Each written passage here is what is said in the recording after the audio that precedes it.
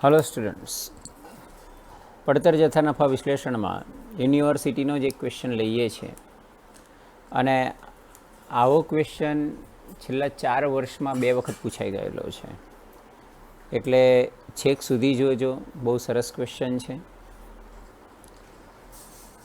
હું શૈલેષ પટેલ. ધ્યાન રાખજો. હવે ટોય લિમિટેડ તેમને 2015ના વર્ષ માટે નીચેની માહિતી પૂરી પાડે છે. વેચાણ આપ્યું છે પ્રથમ 6 માસ, દ્વિતીય 6 માસ. દેખો, 2 સમયગાળા માટે વેચાણ અને નફો આપ્યો છે. આ પ્રથમ 6 માસ છે, આ દ્વિતીય 6 માસ છે. એની જગ્યાએ એ લોકો એવું પણ કરી શકે. દેખો, એક જ ક્વેશ્ચનને કેટલી રીતે કરી શકાય એ પણ આપણે ડિસ્કસ કરીશું ને એનો આન્સર બી કઈ રીતે થાય એ પણ. આ પ્રથમ 6 માસ ને દ્વિતીય 6 માસ છે, એની જગ્યાએ એવું બી થાય કે આ 2018નું વર્ષ અને 2019નું વર્ષ, એટલે આખા વર્ષ માટે બી આપે તો બી દાખલો તો આ જ રીતે ગણવાનો છે. નફો આપેલો છે 7,200 અને 13,200 અને તમને ગણતરી કરવાની કહી છે. હવે દેખો, આટલું તમે આવો ક્વેશ્ચન જુઓ ને, 2 વેચાણ ને 2 નફો. કદાચ એવું પણ બને કે દાખલામાં વેચાણ આપે અને પડતર આપે, તો યાદ રાખો વેચાણમાંથી પડતર બાદ કરીને નફો ગણી કાઢો. એટલે વેચાણમાંથી પડતર બાદ કરીને નફો ગણી કાઢો, પછી વેચાણમાં તફાવત અને નફામાં તફાવત ગણી કાઢો. એટલે અલ્ટિમેટ તમને વેચાણ ને નફો મળી જશે. હવે આ ક્વેશ્ચન જુઓ એટલે તમારે કમ્પલસરી આનો જવાબ ગણવાનો હોય તો શરૂઆત હંમેશા નફા જથ્થાના ગુણોત્તરથી જ કરવી. હવે નફા જથ્થાનો ગુણોત્તર એનું એક સૂત્ર છે. એનું સૂત્ર છે કે વેચાણમાં તફાવત નફામાં તફાવત ભાગ્યા વેચાણમાં તફાવત ગુણ્યા 100. હવે આ નફામાં તફાવત કેટલો તો આપણે જોઈ લઈએ. વેચાણ અને નફો. તો વેચાણ અને નફો કેટલો હતો?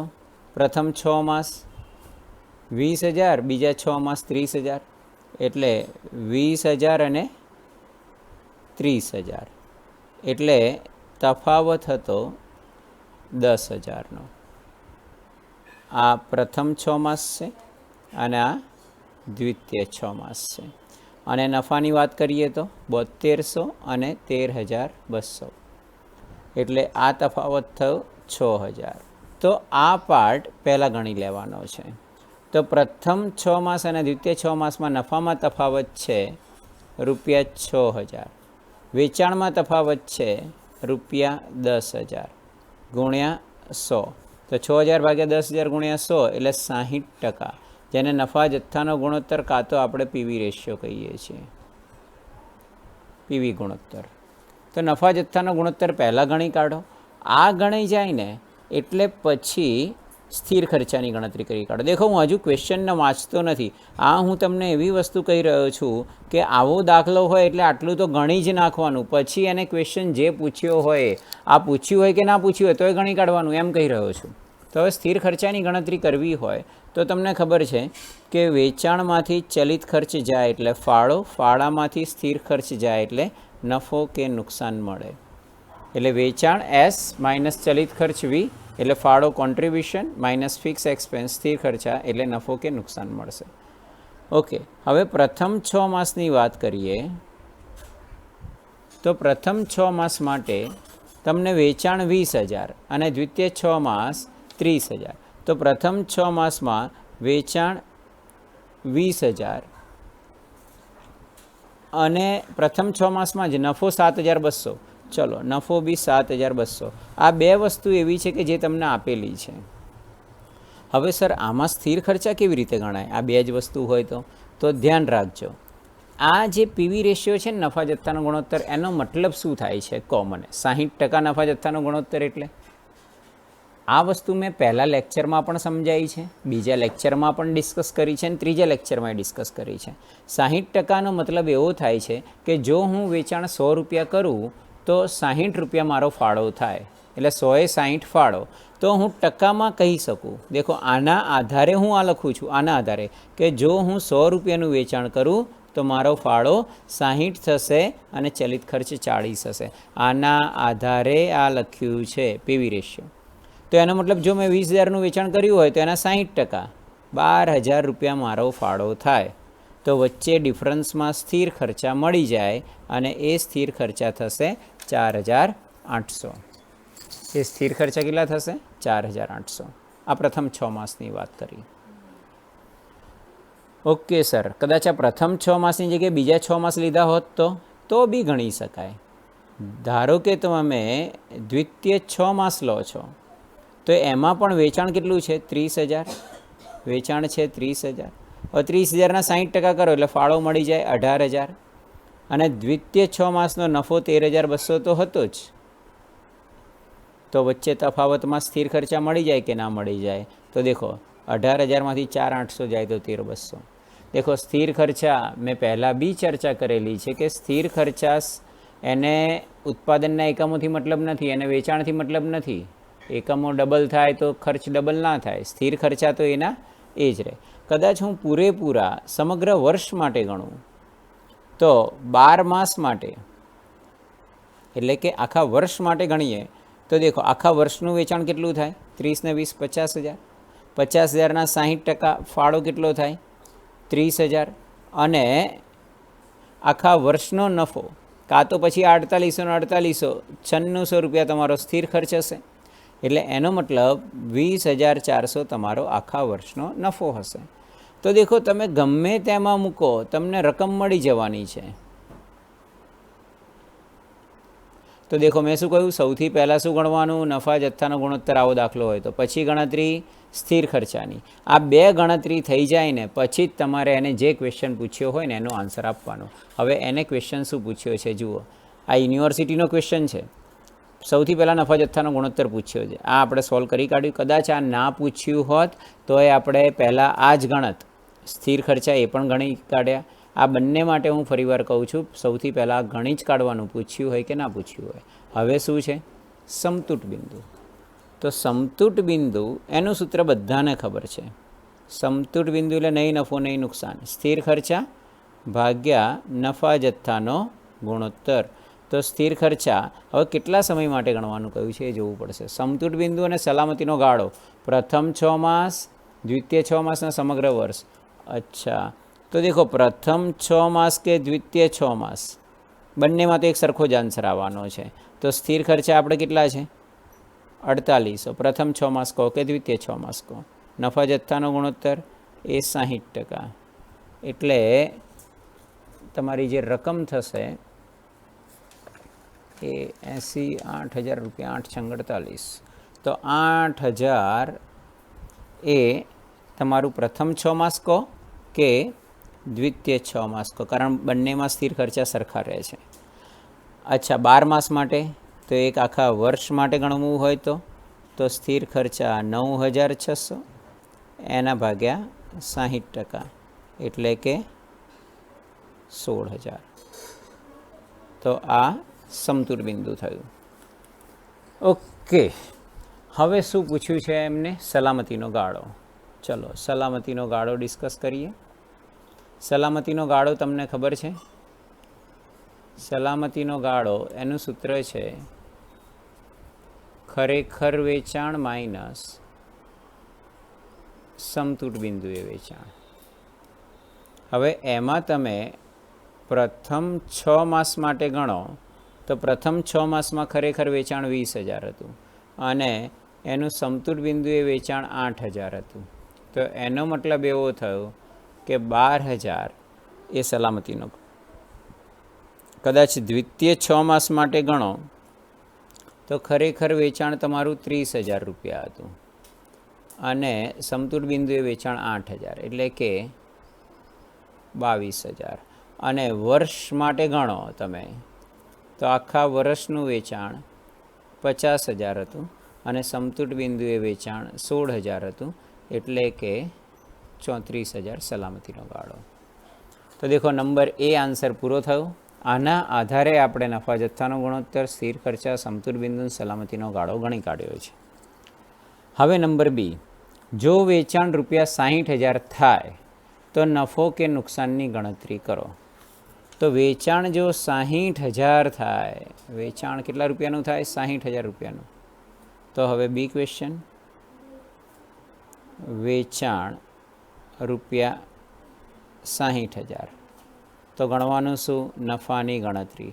દેખો આ સૌથી સહેલો ક્વેશ્ચન હોય છે. નફાની ગણતરી કે ને એટલે તમારે વેચાણ કિંમત માઇનસ ચલિત ખર્ચ એટલે ફાળો માઇનસ સ્થિર ખર્ચ એટલે નફો કે નુકસાન લખી જ દેવાનું. હવે કુલ રૂપિયા કેટલાનું વેચાણ થાય? તો કે 60,000નું વેચાણ થાય. મને એમ કહો આની અંદર એવું લખ્યું છે, ખાલી વેચાણ લખ્યું છે 60,000 થાય તો, પણ એવું લખ્યું છે કે ભાઈ વેચાણ કિંમત બદલાઈ, ચલિત ખર્ચ બદલાયો, એવું તો કંઈ સ્થિર ખર્ચ બદલાયો એવું કંઈ કીધું નથી. એવું ના કીધું હોય તો એનો મતલબ શું? વેચાણ કિંમત અને ચલિત ખર્ચ ના બદલાય ને એટલે કોઈ દિવસ નફા જથ્થાનો ગુણોત્તર ના બદલાય. એટલે આ 100 રૂપિયાનું વેચાણ, 40 રૂપિયા ચલિત ખર્ચ અને 60 રૂપિયા ફાળો, આ એનો એ જ પોર્શન રહે. આ પ્રપોર્શન કોઈ દિવસ ચેન્જ ના થાય.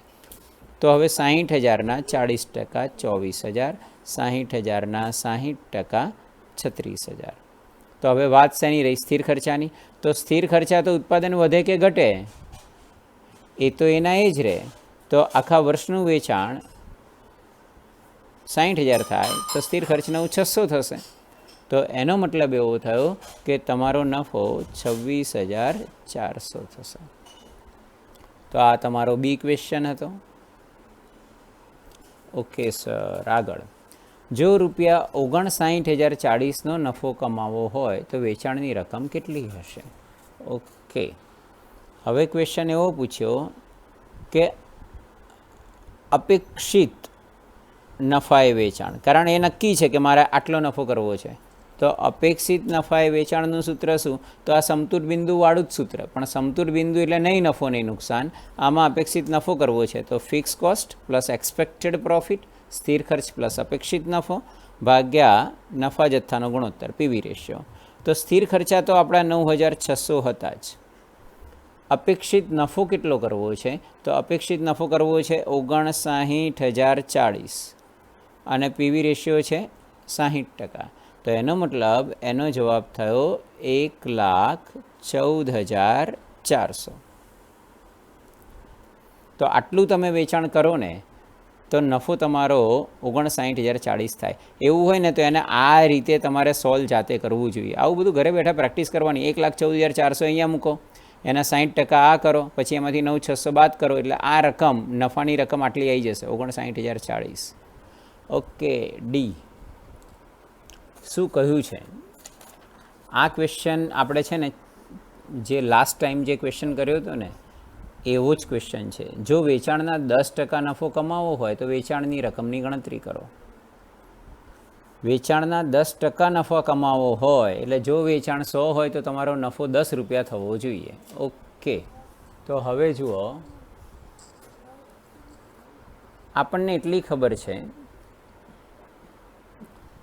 ટકામાં કે જો આ હું 100 રૂપિયાનું વેચાણ કરું તો 40 ચલિત ખર્ચ અને 60 ફાળો થાય, બરાબર. અને નફો કેટલો કરવાનો? તો જે વેચાણ હોય એના 10%, એટલે કે આ રકમ મારી 10 થવી જોઈએ. તો આ ડિફરન્સની રકમ 50 હોય કે ના હોય? હા સર, હોય જ ને. તો પછી કુલ રૂપિયા સ્થિર ખર્ચના કેટલા હતા? 9,600.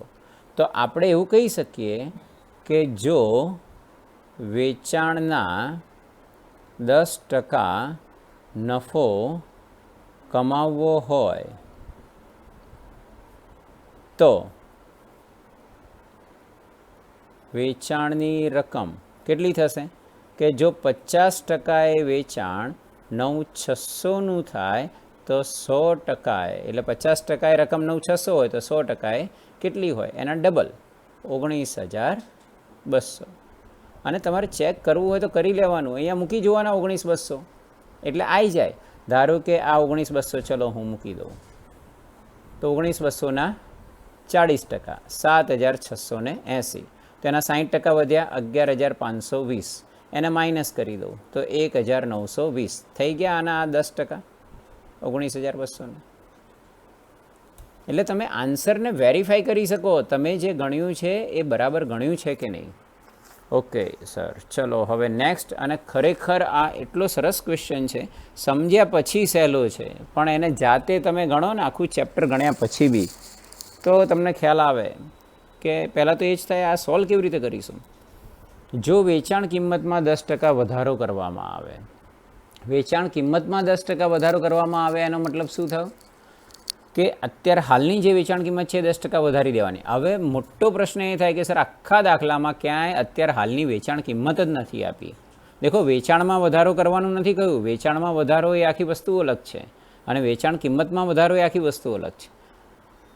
અને એકમોમાં અને સ્થિર ખર્ચમાં 20% ઘટાડો કરવામાં આવે. એટલે જે અત્યારે એકમો જે બી હશે, આપણને ખબર નથી કેટલા એકમો છે, પણ જે એકમો હશે અને તમારા સ્થિર ખર્ચા, દેખો ખાલી સ્થિર ખર્ચા ખબર છે કે સ્થિર ખર્ચા જો આખા વર્ષના ગણીએ ને તો 9600 છે, એ આપણે 20% ઘટાડી દેવાના. પણ એકમો ખબર નથી, વેચાણ કિંમત નથી ખબર, તો 2016ના વર્ષ માટે નફાની રકમની ગણતરી કરો. તો આ બધું 2015 માટે હતું, તો 2016 માટે નફો કેટલો થાય એ તમારે ગણી આપવાનું છે. તો હવે ફેરફાર, વેચાણ કિંમતમાં 10% વધારો, પણ વેચાણ કિંમત તો છે નહીં. પછી સ્થિર ખર્ચમાં 20% ઘટાડો, તો સ્થિર ખર્ચા છે 9600, એમાં આપણે 20% ઘટાડો કરી દઈશું. તો દેખો, આને છે ને વિચારીએ ને તો બે રીતે ગણી શકાય. દેખો કઈ બે રીતે. અત્યારે હાલ આપણું વેચાણ કેટલું હતું જુઓ તમે. અત્યારે આખા 12 માસ માટેનું વેચાણ 50,000 હતું. ના ખબર પડે તો બુદ્ધિ તો છે તમારી જોડે ભરપૂર, એનો ઉપયોગ કરો. માની લો એ જે વેચાણ છે ₹50,000, એમાં કેટલા એકમો છે ને એકમ દીઠ કિંમત કેટલી છે આપણને ખબર નથી, પણ તમે જાતે વિચારી લો. કે ભાઈ ચલો 10,000 એકમો હોય અને એકમ દીઠ ₹10 હોય, ₹5 હોય, તો 10,000 ગુણ્યા 5 50,000 થઈ ગયા. આપણે જાતે જ આ ધારી લો. દેખો, આવું કરવાનું નથી, પણ આ સમજાવવા માટે હું કરું છું કે જેથી તમને ખ્યાલ આવે કે ભાઈ 10,000 એકમ હોય, એકમ દીઠ 5 હોય તો વેચાણ 50,000 થાય. આની જગ્યાએ તમે કોઈ બી પ્રપોર્શન લઈ લો, કોઈ બી 25,000 અહીંયા લઈ લો અને ₹2 અહીંયા લઈ લો. હવે જો શું કીધું, વેચાણ કિંમતમાં 10% વધારો થાય. ચલો આમાં 10% વધારો કરી દઈએ એટલે 50 પૈસા વધી ગયા, તો આ ₹5 અને 50 પૈસા થઈ ગયા. અને એકમોમાં 20% ઘટાડો, તો આમાં 20% ઘટાડો કરી દઈએ એટલે 2000 ઘટાડી દઈએ, તો હવે એકમો કેટલા થઈ ગયા? 8000 થઈ ગયા. તો હવે 8000 એકમો અને ₹5.5 ભાવે વેચો, તો 8000 ગુણ્યા 5.5 એટલે ₹44,000 વેચાણ થાય. જો 2015માં આટલું વેચાણ હોય, 2016માં આટલું. ઓકે, બીજી એક રીતે બી સમજાવું. માની લો વેચાણ તમારું અત્યારે હાલ 50,000 છે, તો વેચાણ 50,000 છે. હવે તમે 20% એકમો ઓછા વેચ્યા, તો 20% ઓછું વેચાણ થાય, સ્વાભાવિક છે. તો 20% કાપી નાખીએ, તો વેચાણ હવે તમારું કેટલું થાય? 10,000. માની લો કોઈ કહે કે ભાઈ ગયા વર્ષે જે માલ વેચ્યો હતો એના કરતાં આ વખતે 20% ઓછો વેચાશે, તો 50,000નું વેચાણ થયું હતું, તો 40,000 થશે. પણ 40,000માં વેચાણ થવાનું હતું, પણ તમે શું કર્યું? 10% કિંમત વધારી દીધી. એટલે 40,000ની જગ્યાએ તમે 10% ₹4,000 વધારે લીધા હશે, તો તમે 44,000નું આ વર્ષે વેચાણ કર્યું હશે. ઓ સર, દેખો કેટલા બધા રસ્તા હોય છે અને બધા રસ્તા પરફેક્ટ આન્સર લઈને આવે, પણ આપણને ખબર નથી હોતી કે આપણે કયા રસ્તે જઈએ છીએ, કે આન્સર કંઈક બદલાઈ જાય છે. તો એનો મતલબ એવો થયો કે ₹44,000 એ તમારું વેચાણ થશે. તો હવે ફેરફાર, તો હવે કુલ રૂપિયા શું સિચ્યુએશન થઈ કે વેચાણ કેટલું થશે? 44,000. હવે ક્વેશ્ચન એ કે ચલિત ખર્ચ કેટલો લખવો? ફાળો, સ્થિર ખર્ચાને બી બદલી કાઢીએ. દેખો, સ્થિર ખર્ચા અત્યારે કેટલા થતા હતા? 9,600. એમાં 20% એટલે 1920 ઘટાડી દેવાના, એટલે ₹7,680 સ્થિર ખર્ચા થશે. તો સ્થિર ખર્ચા બી ખબર છે 7,680. પણ હવે ક્વેશ્ચન એ છે કે ચલિત ખર્ચ કેટલો થશે? આ બહુ મહત્ત્વની વસ્તુ છે. વેચાણ બી આવી ગયું, ચલિત ખર્ચ આવી જાય એટલે ફાળો માઇનસ કરી દઈશું એટલે મળી જશે. હવે તમે સમજો, એને વેચાણ કિંમત બદલી એ બરાબર છે, 20% એકમો બદલ્યા છે. વેચાણ કિંમત બદલાવાથી ચલિત ખર્ચ ના બદલાય, પણ તમે 20% એકમો ચલિત ખર્ચ માટે લખી રહ્યો છો. 20% એકમો ઓછા બનાવવામાં આવે એટલે તે જ પ્રમાણે ચલિત ખર્ચ ઘટી જાય. કારણ ચલિત ખર્ચના તો ઉત્પાદન એકમ સાથે મતલબ છે. ઉત્પાદન ડબલ કરો તો ખર્ચ ડબલ થઈ જાય. એટલે એનો મતલબ એવો થયો કે અત્યારે હાલ જે તમારો ચલિત ખર્ચ હતો, અત્યારે હાલ ચલિત ખર્ચ તમારો કેટલો હતો?